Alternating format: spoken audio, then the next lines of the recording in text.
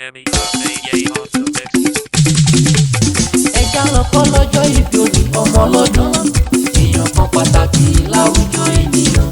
Alias bàbá Adé lọ́mọ kẹ́sì yẹn, Aderemi ọmọ Adeoye, happy birthday.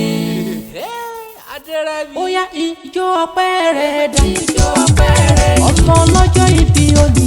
Ijó ọpẹ́ rẹ̀. Owó bàbá Yétúndé. Ijó ọpẹ́ rẹ̀. Bàbá Bísọ́lá. Ijó ọpẹ́ rẹ̀. Bàbá Ayọ̀kúnlé. Ijó ọpẹ́ rẹ̀. Bàbá Múìmọ̀ kẹ́sì o. Ijó ọpẹ́ rẹ̀. Alias bàbá Adé lọ. Ijó ọpẹ́ rẹ̀. Ọmọ lọ́jọ́ bí òní ijó ti yá. Ijó ọpẹ́ rẹ̀. Ijó ọpẹ́ kó Olúwa ga. Ijó ọpẹ́ rẹ̀. Bí ọjọ́ bí rẹ̀ balẹ̀ níjẹ́. Ijó ọpẹ́ rẹ̀. Handsome daddy ijó ti yá. Ijó ọpẹ́ rẹ̀. Mr Aderemi.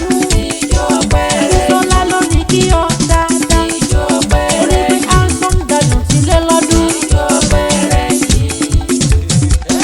Mr Aderemi. Ìdọ̀rẹ́ mojúbà lọ pẹ̀lú bàbá tó bí i lọ́mọ. Àmúgbàbúwọ́ lọ pé yìí ó ṣe bẹ́ẹ̀ lọ́wọ́ àbúlà tó fi ṣọ́gé. Ọmọ olómi tẹ́rẹ́tẹ́rẹ́ lórí òkè òkúta. Ọmọ ológe méjì tó kalẹ̀ bí ṣẹ̀kẹ̀rẹ̀ idẹ. Ìdọ̀rọ̀ ọmọ ológe mẹ́rìndínlógún.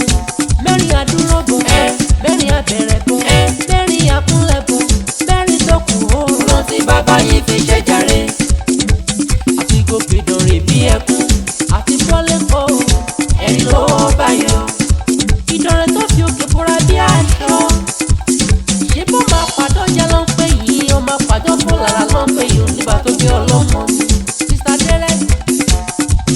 Wà pẹ́ láyé, wà tó wà nífẹ̀lẹ́ ìṣòpin.